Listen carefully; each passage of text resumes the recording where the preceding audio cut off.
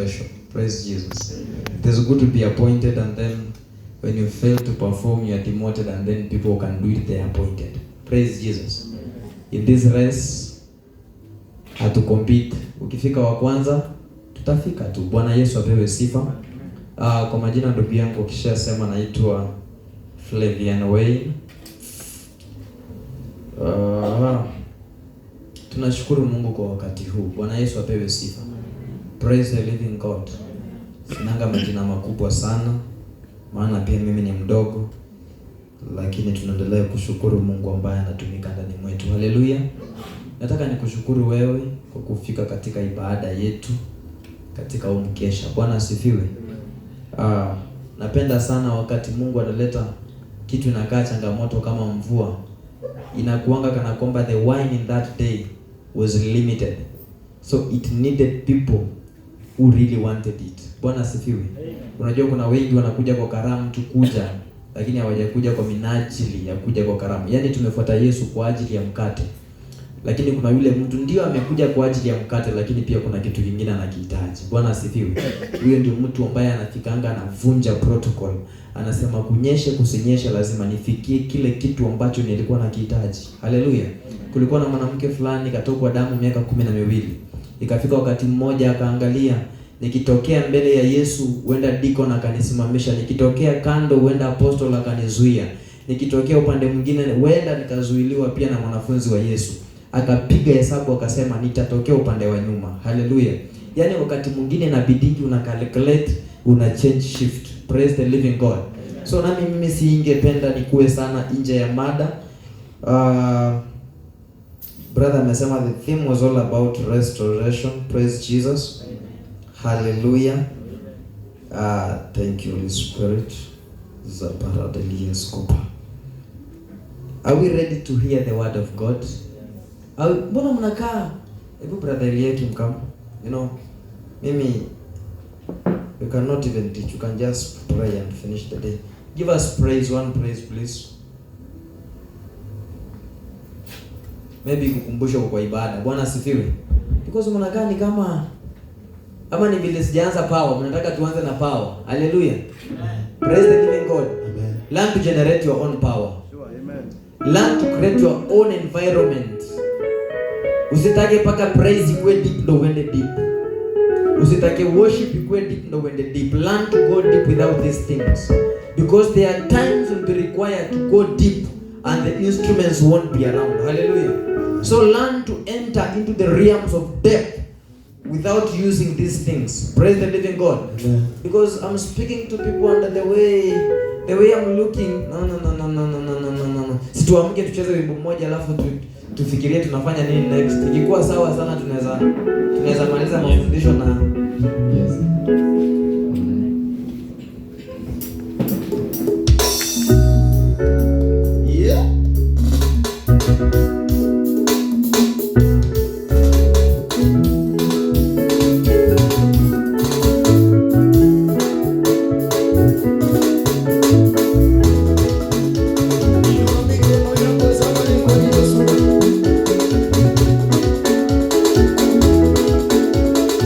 Wow.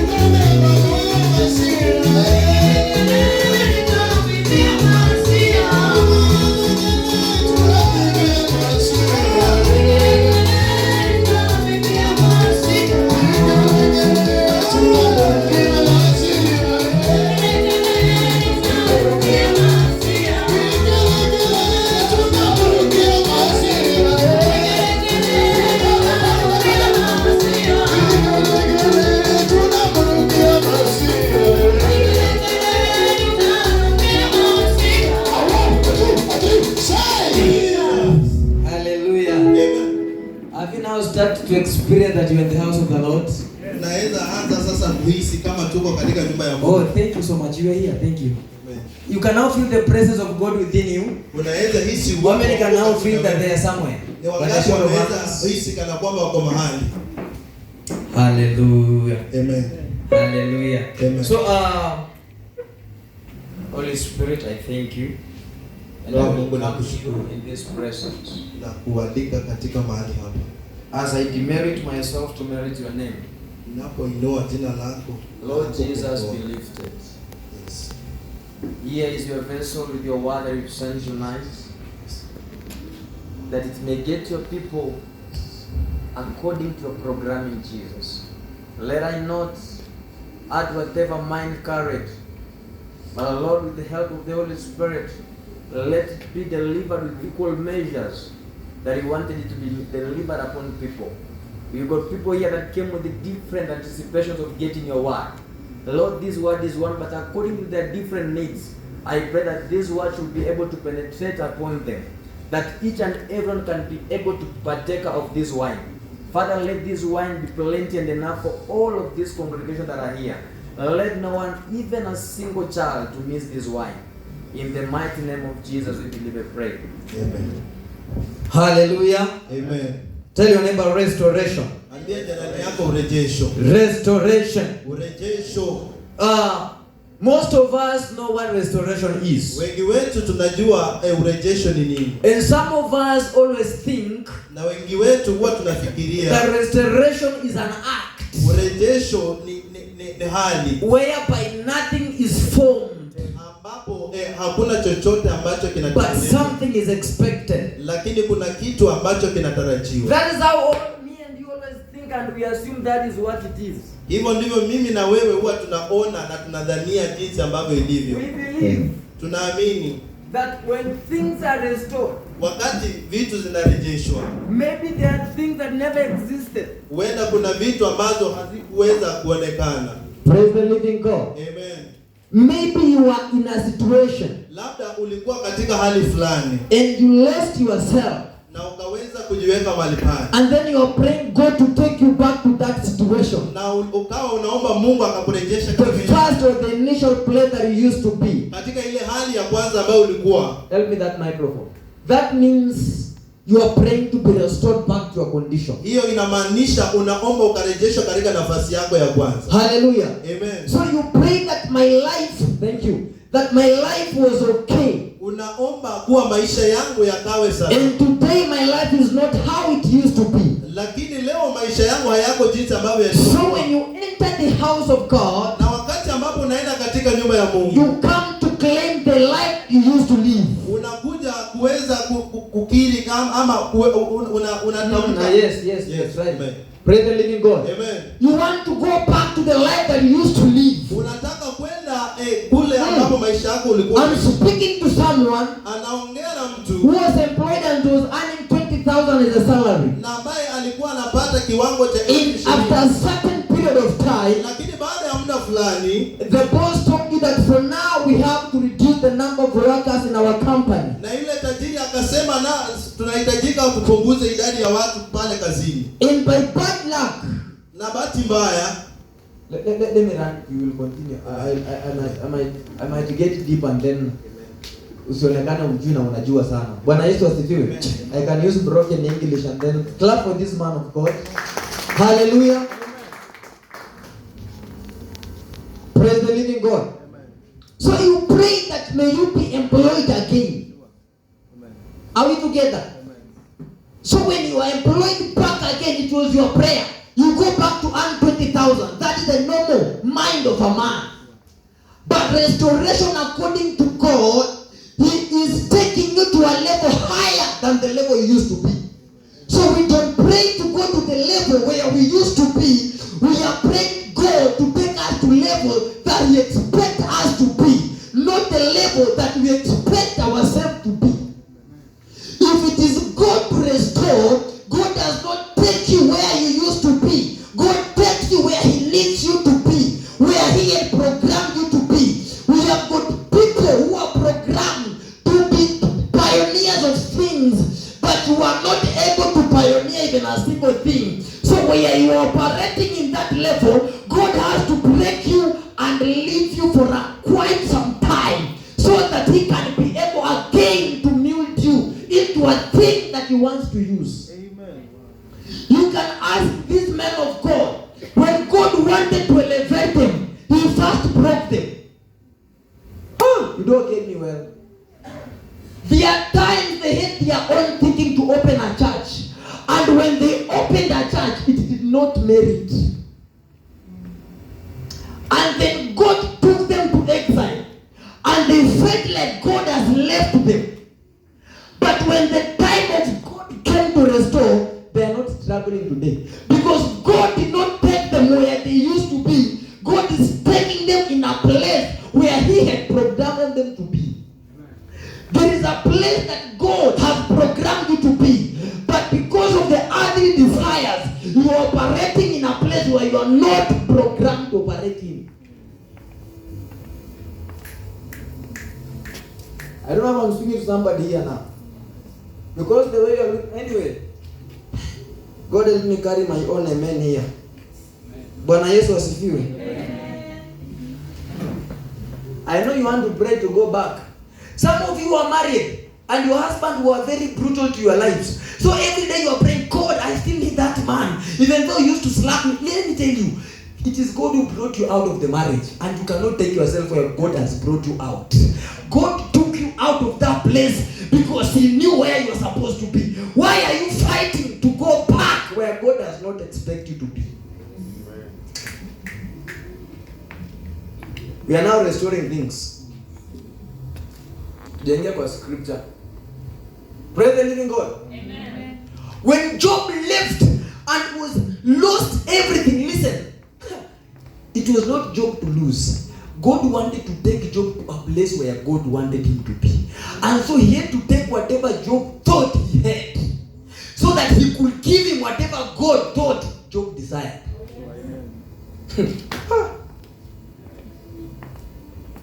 There are things you lose in your life because God is preparing for you to get things that he expects you to have. Shatakala the healer. Bwana sifiwe. When things seems to work as if they are not working, it is not you to pray for things to work. It is you to pray, God, let your will be done. Hi. Telling God, let your will be done is a very different scriptural ethic from a human being. You know, you are telling God, you know what?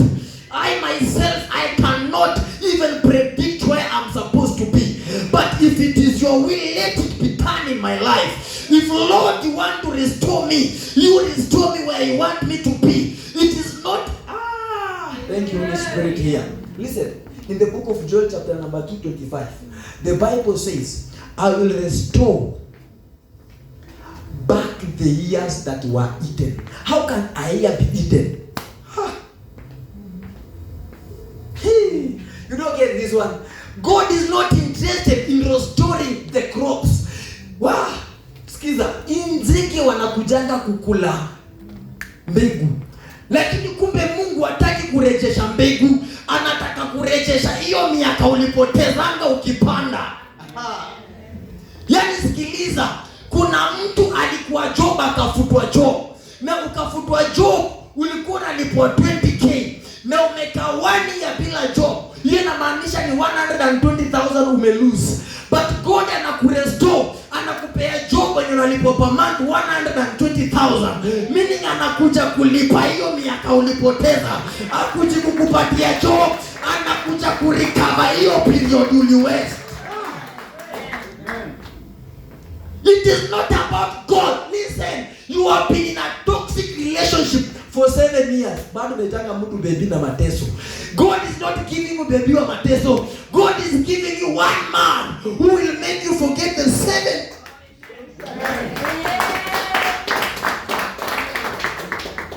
It is not about, let God give you something that makes you forget the things that pierce your heart. Hallelujah. Amen. Penina has laughed over Anna. And this time Anna is not praying the prayer of restoration. And I prayed the prayer of pouring. Meaning, God here, I don't want to increase. I want you to increase. And when you want God to increase, God says, I'm already increased. You are the person to be lifted. And so God comes to the weak prayer to increase it. Hey, I tell you, when God restores you, you shall be able to bless those whom you are borrowing right now. Job chapter number 40. There are people that came to comfort Job. But when Job was restored, he prayed for their friends and he was restored. Why? Anytime God makes a restoration, you does not remain in the same level. If God restores your life, you does not live in the same house. If God restores your life, you does not stay stuck. Let me tell you this. We have people, they are working, but they are just working to settle their stomach and their rent, and it is done. Ukifanya makosa utoe tithe, rent itafungwa. Ni wote mnatamani kutoa tithe, lakini fanya mistake utoe. But once God restores, he comes and says 10 is mine. No business. And the 90% is able to feed you, make you savings, and do any other things. Why? Because he has restored. Zechariah chapter number 9. I will start from number 11. For those who are writing, delays can be divine appointments. Delays can be divine appointments. But I just be running because of time. Thank you for the strings. As for you, because of the blood of my covenant with you, I will free your prisoners from the waterless pit. I was discussing. I was sharing with my sweetheart, and I was like, what is a waterless pit? And I looked at her, and the way she looked at me, I knew she needs restoration, because we are all in the same trip. And I discovered that we need restoration here. Praise the living God. Because what is a waterless pit? I know that you need restoration, because you are even asking yourself, what do you know? Is the Bible. Kumbe kuna waterless pit. Now prisoners, they were in a waterless pit. Let me tell you, water is life. So if you are a pit that does not have life, you are dead. Meaning we have got believers and Christians who are in a place that there is no life. Yani uko tu hapo for, kuna siku tulikuwa tunapita na pastor akaniambia sisi tuna survive huko ndo the living. Tulikuwa tunapita area fulani tukienda Gashia. Akaniambia sasa huko ndo place ya the living, you can now breathe in. And I was like, oh, huko kwetu road na survive. Okay, it's well. So the place we just survive. Sisi wako njenga kwa mabati huko. Ile ndio ukitaka kuingia bedroom nikate hivi sharp. We just survive. Then 1 minute you are in bedroom, you are in kitchen, you are everywhere. We got one place you are monitoring every mali yako yote una monitor. Ukikuja ukichungulia kwa mlango unajuanga tu speaker moja imeibwa kwa hii nyumba. Na hujaingia. Si Mungu akurestore siku moja uko unakaa hata kitu inapotea kwa nyumba unakaa miaka 2 hata ujui ilipotelea wapi.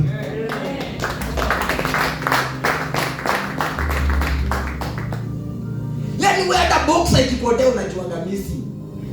Kwa sababu zinakuanga 3. Kuna msee hata ikipotea juangi ilipotea. Wewe socks moja ikipotea unajuanga hii itapatikana tena. Why? They are counted and numbered. Error. May you be restored until when people look at your body they can see money.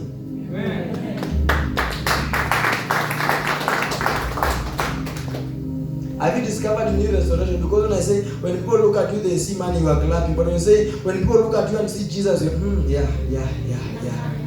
Oh, it is yeah. Boss, we are restoring our relationship with God first. I am not here to restore your property. I am here to restore the glory of Jesus that you lost. Because if you cannot find the kingdom of the Lord, you can never access the rest. It is until you know the Lord, you are you can be able to understand the level of seeking.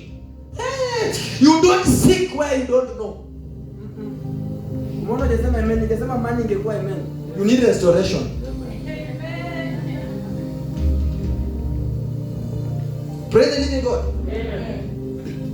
I will restore your prisoners. Kwanza ameanza, but as for you, your prisoners, I will restore them from a pit, waterless pit, in a place where there is no life. I am here to tell you, in that environment that you are in, that it seems as if it does not have life, may the Lord restore you and take you to a place where you can live a life of abundance. The Bible says in the book of John that he came so that we can have life, and it is not about life, it is living life in abundance. The purpose why he came. And his own knows him by the voice. Do you know the voice of Jesus? For you to seek restoration.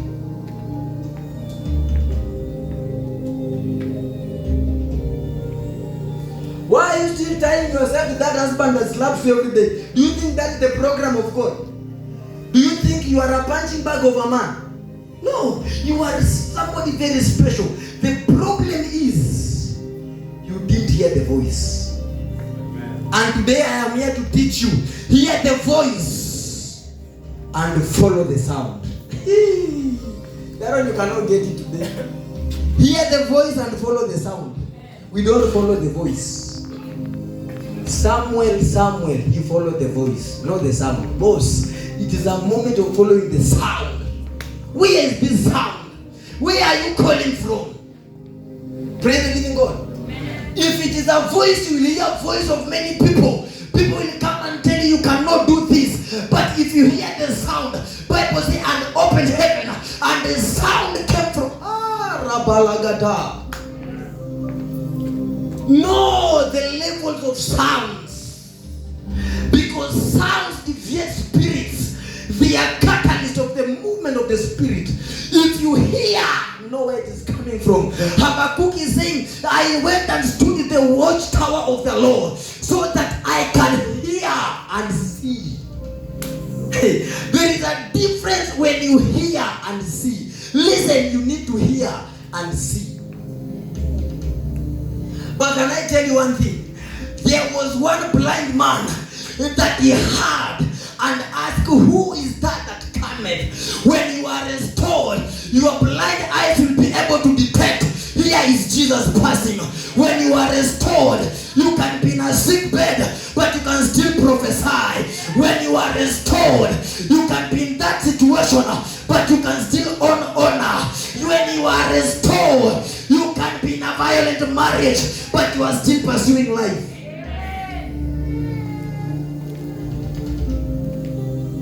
Do you know what? Sometimes you are praying for work. Every day you are praying for work, and you've never slept, and you know you are a fool.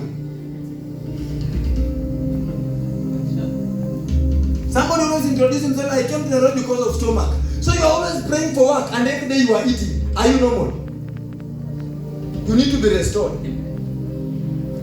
Because people are praying so that they can feel they are satisfied. You are eating every day, and every day you are crying in the altar. I want a job. I want a job. Work for the Lord, because He's providing for you.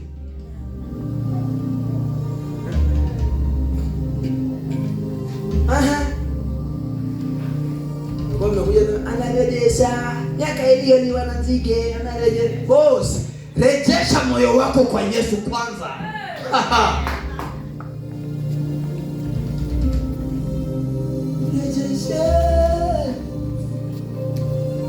Rejeshe Bwana. Wewe mzee, rejeshe tu, umeenda kwa waganga. Huyo tunataka boss. Unafaa ukae kwa vingi. Unalilia mtu mwenye hata ajielewi. Hata baikana. Na ati unajua ni plan yako. Nani kwambia plan yako ndio kuteseka? For I know and have good plans for you. When you say good plans, it is your plans. Hii kuteseka si plan yako boss. Si plan yake. Hii program yako. So you need to shift your mind from wherever you fix and look upon the mountain. Yani restore your thinking and fix it upon the Lord.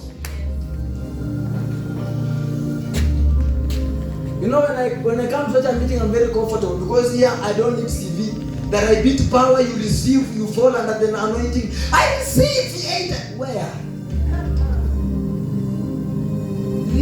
Na umetoka kwa nyumba ya wenyewe sasa hivi sherati. V8 kwa madhabahu na hata hujaoga. Hai, boss. Na una receive. Prophet, bring the prophecy. I receive. Boss, tengeneza moyo wako kwanza. Uwe laini na Bwana, alafu kuja upokee. Because if you receive and you've not aligned yourself, the receiving can kill you. You know, prophets, these men are prophetic. This man will tell you next year you'll be driving and you will receive. But if you don't make your heart well, you will receive. And the first week of driving, you die in a road accident. So why did you receive?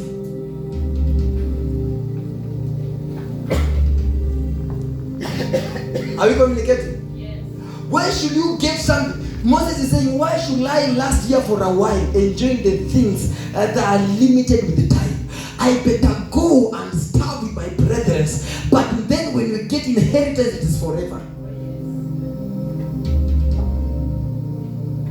Why should you go open your legs? Mtu mwingine mlevi anakuja na kupandilia ndo anakuandika kazi ya 300 every day. And I got a work, man of God.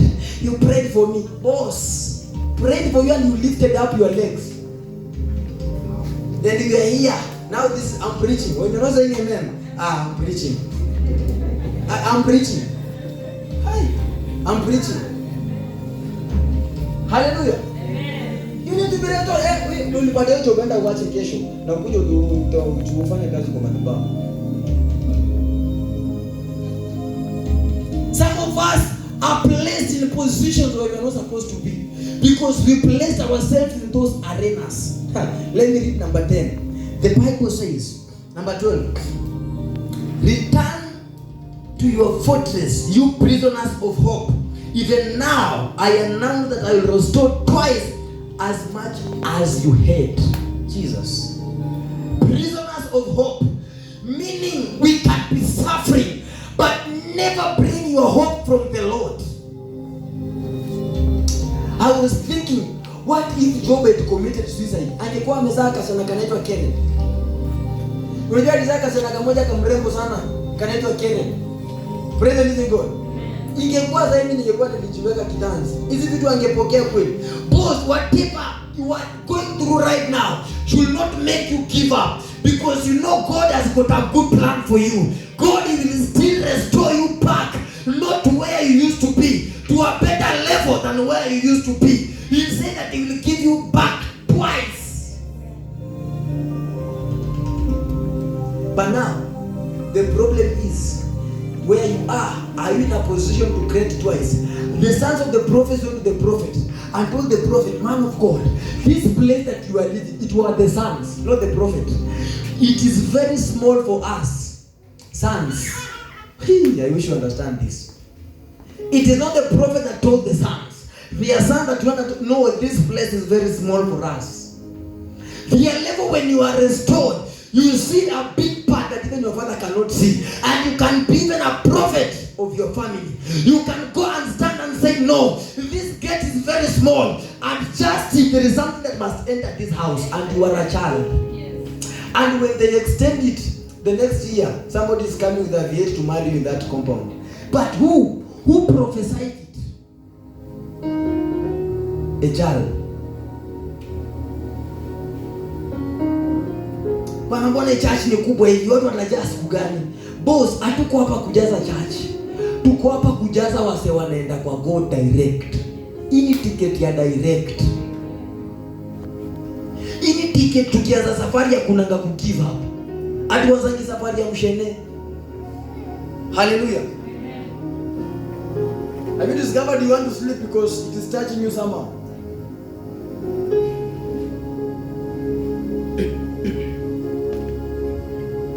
Yani kasimu hata kanaharibika, unasumbuanga fundi every weekend tengeneza. Mungu anaharibu rungine utupe ununue ingine. Umekakatalia tu ako tu ndo unaundanga every day. Tupa vitu zingine ndio upate zingine. wanaume longi ameshona hivi, inaenda mpaka ile laini imekuwa hapa, na bado ikipenya anaanguka nayo, ikitana hapo nayo tu. Utaanguka nayo mpaka lini? Time imefika uamuke na vitu vipya. Unashuka nywele ya beautiful girl, tawanisha vizuri uziweke, after next time nitarudisha next time.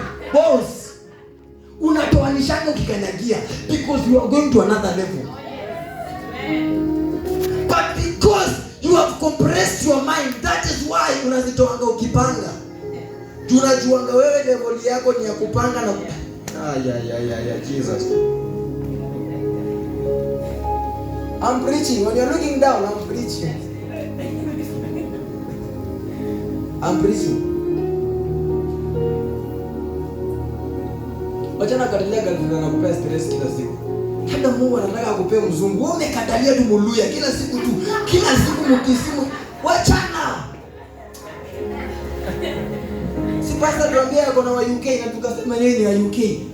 Angekatalia labda ni alikuwa nayo ya huko. Huko. My goodness. There are things when they live your life, you say, Jesus, thank you, better things are coming.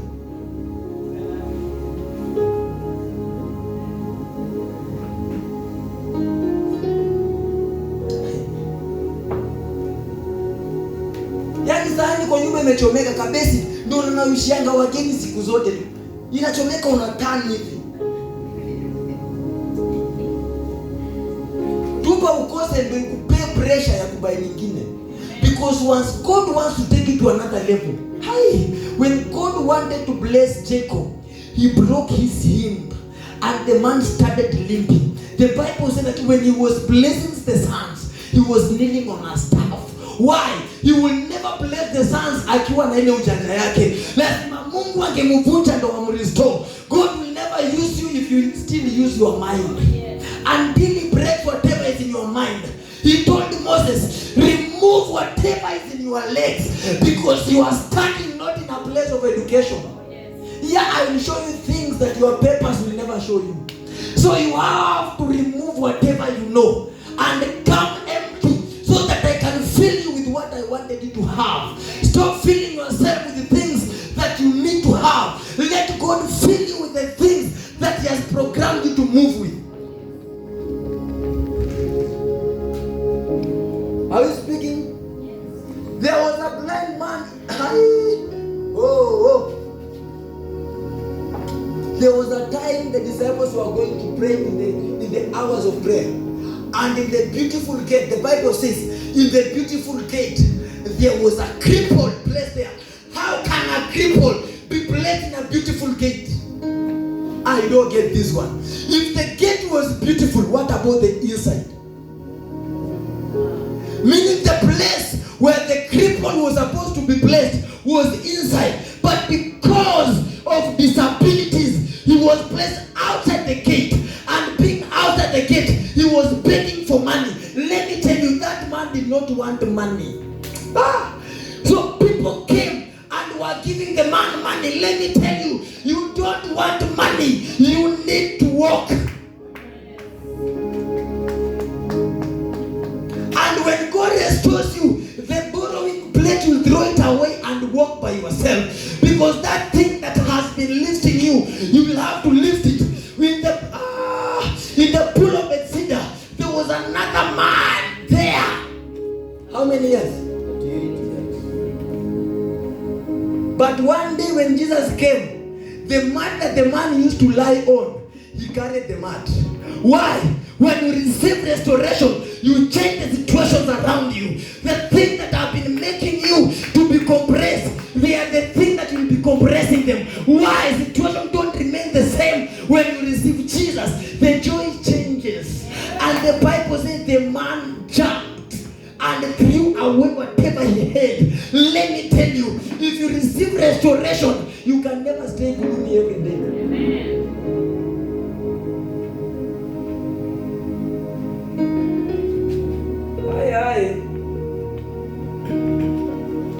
Do not allow to settle for less. Usikubali kuitwa tu umeoleka. Kubali kuto uko na ndoa yenye ndoa hata unaona hii ndoa. Kubali kuto uko na kazi ni hata unaonanga this is job. Sio kihesabu watu kazi unaweza biganga tu, lakini tukihesabu watu wafuliza pia tunakuhesabu.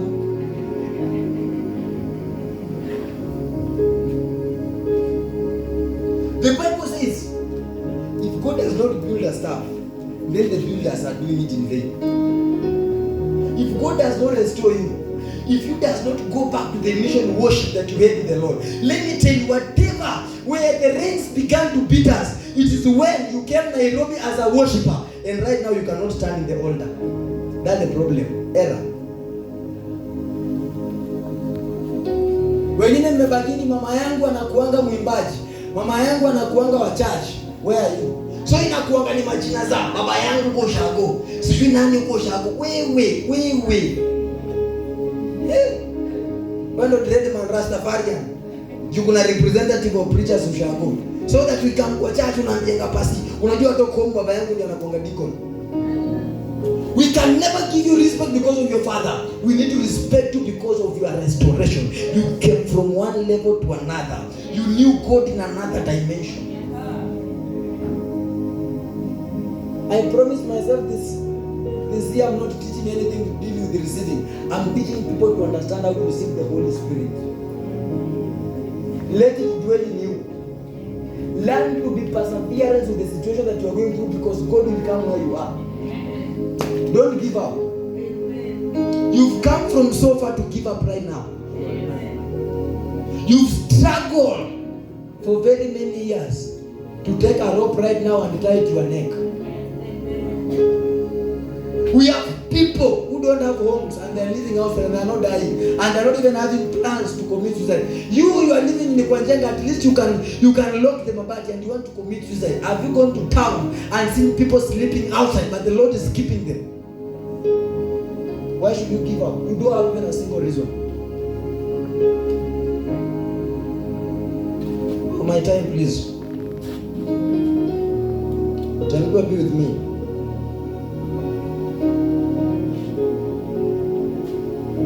Imagine,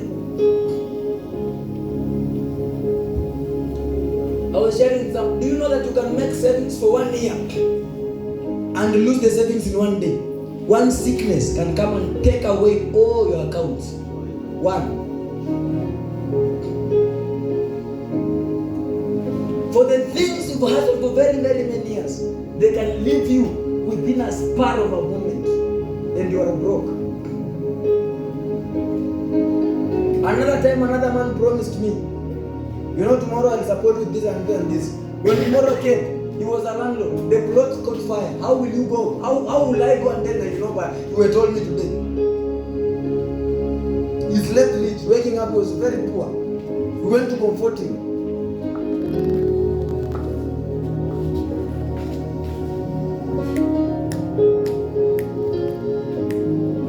You are better off, brother. Si hata uvumilie tu kwa hiyo ndoa hata kama kuna nini, kwa sababu kuna watu wanaitamani. Si uvumilie tu maisha kidogo kwa sababu pia kuna watu wanatamani kuishi. Let me tell you, your life is a Bible to somebody. There is somebody who is reading you with your phrase and be like, God, if you take me where this man is, I am okay. You can imagine, you can see me right now, but there is somebody who is blind, who doesn't need money. Do you think wala watu Kenyatta right now they need V8 like you? They just need God. When will I come out of Kenyatta? When will I be able to see the sun? When easy vitu una assume sai kuambia God, thank you I can see your sun. Thank you I can walk. Easy vitu una assume ndio siku moja utakuwa unaziombea sana. Zitakuanga prayer I type, God, can I just stand by my limbs? But right now, God, can I walk with a V8 like the boss?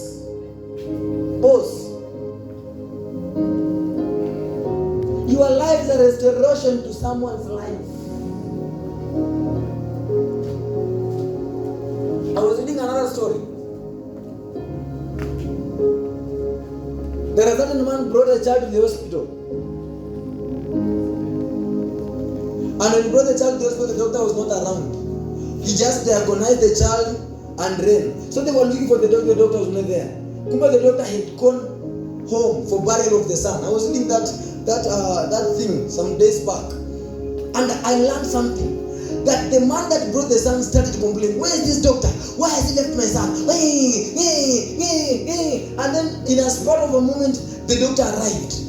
And he was able to save the life of this child. And now the doctor left again.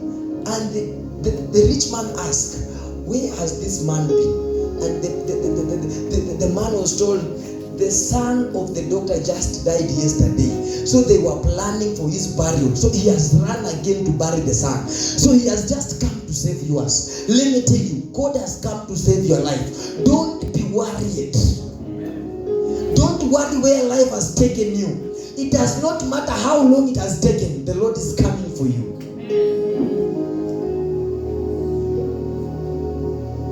But then, please, let the living God. I don't want to go to my notes because restoration is something wide. Hallelujah. I just want us to make simple stories understand each other. Bwana asifiwe. Kuna mtu anabarikiwa?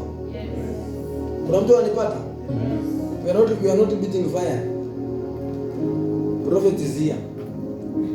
So wait for him. So you know it. Come on, you will prepare. Hallelujah. We are just making ways. But I want to tell you one thing. For restoration to happen to your life, restoration of the Lord, you first need to renew your mind. Do not confront the patterns of the world, but by the renewal of your minds. So for anything that comes from application in your life, you first need to renew whatever you know. Listen, before Jesus performed any miracle for multiplication, he first gave thanks. Whatever you have today, are you giving thanks with it?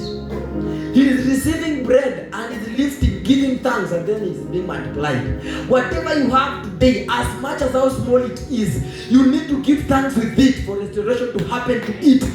The things that you need are close to you, but the things that you want are far away from you. Use the things that you need close to you to multiply them to things that you need to satisfy you. Amen.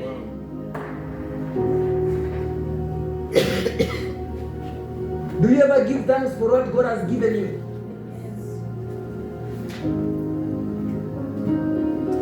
For how long will you keep crying in the house of God? Anytime you enter the house of God, it's all about tears. Have you ever come to the house of God and say, God, thank you for my firstborn. God, thank you. That huyu hakuzaliwa kipofu. People are giving birth to cripples. You have not tried it. You are not giving God thanks for that pregnancy that you have. Do we have a woman who can hold a womb and say, I will never come let my womb burst, flow springs of living water? Why should you give birth to things that are going to be stressful to the nation? Pray for your womb before manifestation happen inside. Amen. Go and sleep with that man of yours. Decree to your stomach and say, if I get it today, I'm getting a president. Hallelujah.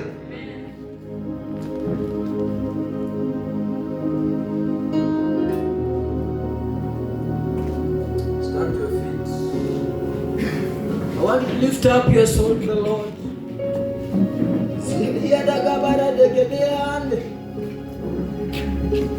Yeah. Hallelujah.